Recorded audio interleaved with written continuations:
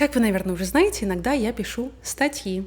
И недавно я написала статью и решила рассказать здесь, куда поедут дикие номады в 2025 году. И какие места на планете Земля мы будем портить следующими. Добро пожаловать на Заебало радио. Те, кто находится в пути от 3 до 5 лет, могут абсолютно точно принять полнейшую ответственность за то, что они своими руками и ногами испортили такие места, как Чангмай, Кута, Кота-Кинабалу, Кунитачи, Радове и Бодрум. На сегодняшний день ехать в эти места – это как заваривать чайный пакетик 5-й раз. Конечно же, мы в этом сами виноваты, но куда-то нужно ехать дальше. Если ты уже был в том, что называется Nomadic Broadway, когда ты только выезжаешь в дорогу, за первый год обычно ты объезжаешь Бангкок, Куала-Лумпур, Улувату и Тулум. Это называется Nomadic Broadway, самые популярные места. Во второй заход ты едешь в то, что называется Nomadic Off-Broadway. Оахака в Мексике, Убуд, Вьетнам и Непал. И кроме этого существует еще Off-Off-Broadway. Когда ты был уже в предыдущих 2 Бродвеях, тогда 3-м кругом ты едешь в Плая-дель-Кармен, Лобок, на Мадагаскар и в Кейптаун. И за 3-4 года ты объезжаешь все эти места, садишься и начинаешь думать, куда ехать дальше. Ответ на этот вопрос, конечно, очень сильно зависит от того, какой именно ты номад. Ведь номады и путешественники тоже бывают разные. Есть the party nomad.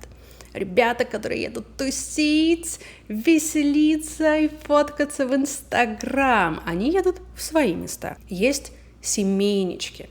Семейные пары с маленькими детьми, которые так или иначе зарабатывают от своих путешествий, и они путешествуют по абсолютно другим маршрутам. Среди номадов очень много грустных парочек, которые когда-то где-то познакомились, решили, что будет так здорово и романтично путешествовать вместе, но где-то на полпути об этом пожалели, поняли, что это была огромнейшей ошибкой, но боятся себе и друг дружке в этом признаться. Потому что, во-первых, билеты уже забуканы на 8 месяцев вперед, а во-вторых, а что потом делать?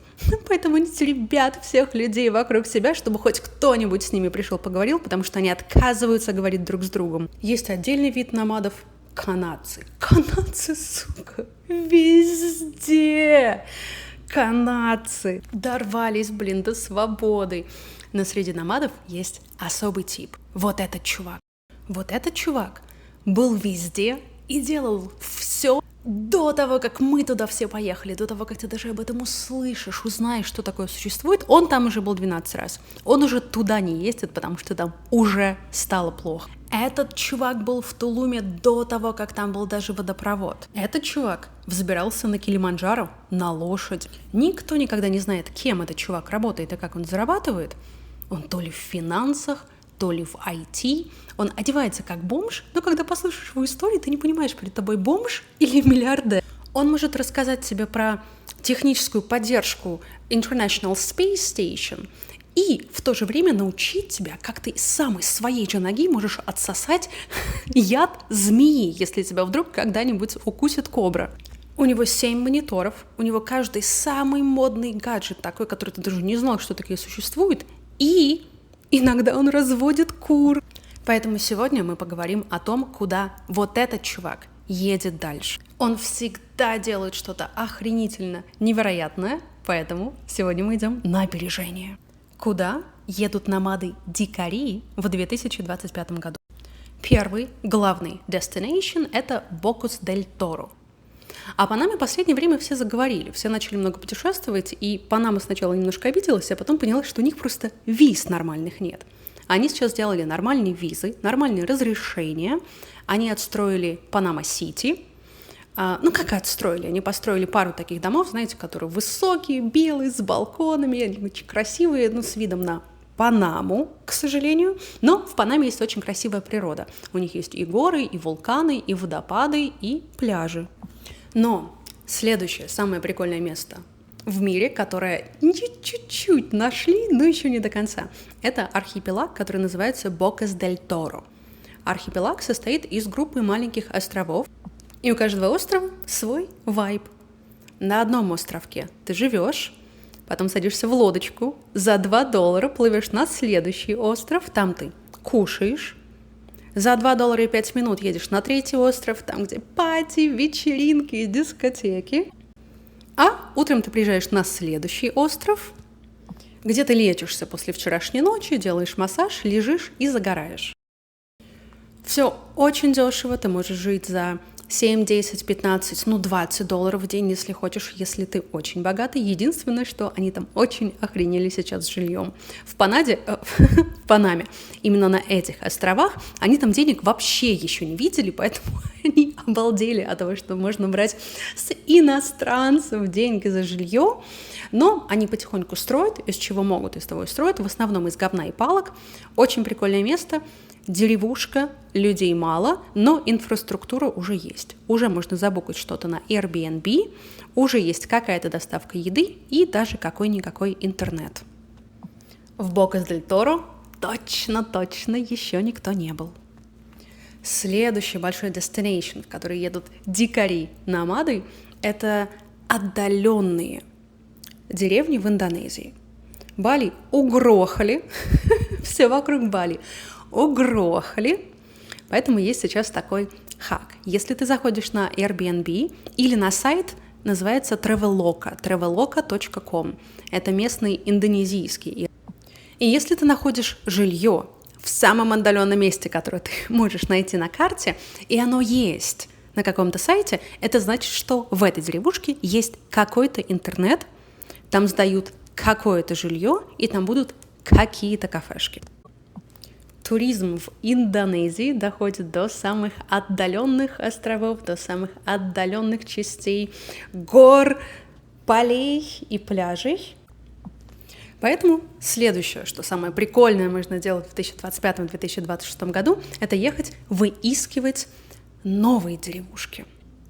Там, где еще не успели возненавидеть путешественников и номадов, и тебя и твои деньги все будут очень рады встретить. Несмотря на политический климат в стране, климат в Сибири остается таким же прекрасным, которым он был всегда. Народ потихоньку, независимо от своих политических мнений, едет в Сибирь. Можно достаточно легко и просто забукать тур на неделю, на 3, на 4, с рюкзаками, с машинами, хоть с оленями, хоть с медведями, и идти в поход. Самые смелые, самые выносливые, самые дикие дикари, которые могут себе это позволить, начинают часто ездить в Сибирь. И, раз ты уже в Сибири, то можно как бы и в Антарктику съездить.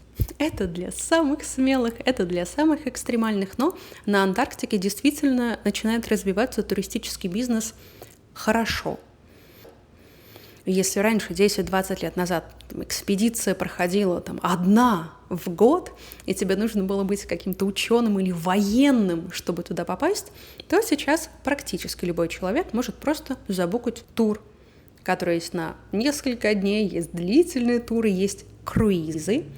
В среднем поездка на Антарктику обойдется от 6 тысяч, 7 тысяч, чуть-чуть до 10 тысяч $. Дорого? Да. Это Антарктика. Минимальный возраст, который требуется для поездки в Антарктику, это 10 лет. Хотя лично я считаю, если вы спросите у меня, что нету такого возраста в жизни человека, на котором нужно ехать на самое неживучее место на планете. Я не знаю, как все остальные. Я лично эволюционировала сотни тысяч миллионов лет для того, чтобы жить там, где тепло и есть еда. Для тех, кто любит всякие лодочки и кораблики, появился новый мини-тренд – круизы для глубокой работы. На английском называется Deep Work Cruise. Если ты живешь на чемоданах, ты постоянно в дороге, и тебе нравится быть в движении, но тебе нужно сесть и недельку или пару недель просто плотно поработать, чтобы тебя ничего не отвлекало. Нарезать какое-то видео, дописать какую-то книжку, придумать какую-то стратегию. И тебе нужно, чтобы тебя никто просто не трогал, но ты не можешь спокойно сидеть на месте. Народ берет маленькие круизики. Ключевое слово, конечно же, маленькие. Потому что есть же огромные круизные корабли, на которых там чуть ли не Disneyland, Disney World, у тебя и аттракционы, и бассейны, там, и карусели, и катапульты, и открытые бары, казино, и женщины, и наркотики, вообще все, что хочешь. А во многих местах в мире можно найти маленькие круизные кораблики, человек на 10, 20, 7, 12. Они стоят недорого, и ты плывешь на лодочке. У тебя часто там есть свой интернет, но, конечно же, не всегда. Вокруг у тебя красиво, ты вроде как куда-то двигаешься и вроде как можешь поработать. В Европе самые тихие, спокойные круизы именно для того, чтобы там посидеть, поработать, они в Норвегии. Медленно, тихо, плавно и прохладно. Можно брать маленькие круизы вокруг Австралии и Новой Зеландии, которые плывут через маленькие острова. Как называются острова без людей? Deserted Islands. Ты плывешь на маленьком кораблике, у тебя на нем все есть, а вокруг действительно самые необлюдненные острова. Там не живет никто, абсолютно дичайшая природа. Там же можно брать круизики, которые плывут вокруг маленьких островков в Индонезии. И в Латинской Америке ходят круизы через Патагонию и через амазонские джунгли. Конечно же, эти круизы есть очень дорогие, но в среднем маленький круиз для Deep Work стоит $600-800 за 2-3 недели. Но самое увлекательное, самое продуманное приключение нынче – это сторожить землю.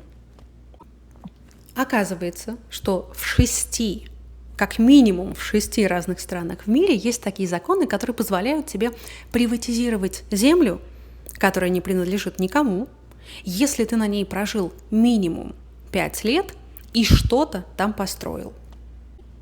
В Мексике это называется оккупасьон.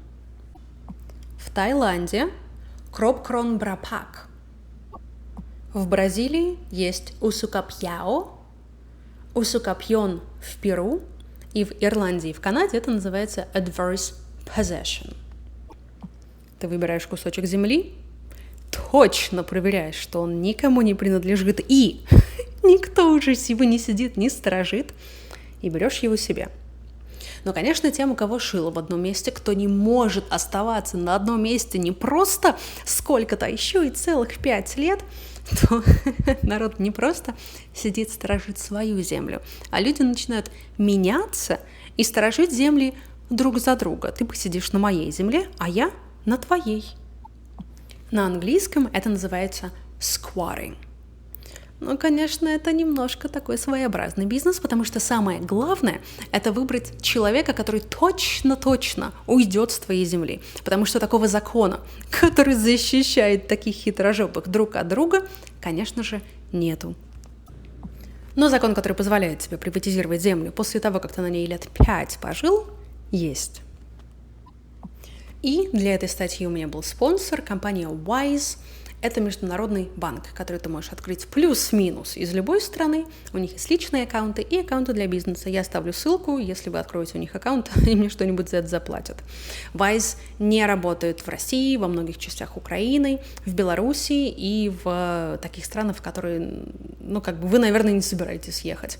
Йемен, Сирия, Судан и Афганистан. Но если вы находитесь в тех странах, в которых Wise работает, действительно хорошая система, она не берет с тебя какие-то сумасшедшие проценты за разные валюты, карточки никогда не бывают declined, потому что я не знаю, сколько раз я приезжала в новую страну, выходила из самолета и не могла заплатить за такси, потому что мой банк не понимает, как это не жить в одном городе, в одном и том же месте всю жизнь. А Wise действительно понимает. Рассказывайте в комментариях, какие самые дикие любимые места есть у вас, куда вы едете, чтобы спрятаться от всех, чтобы мы все вместе туда приехали и всем вам это испортили.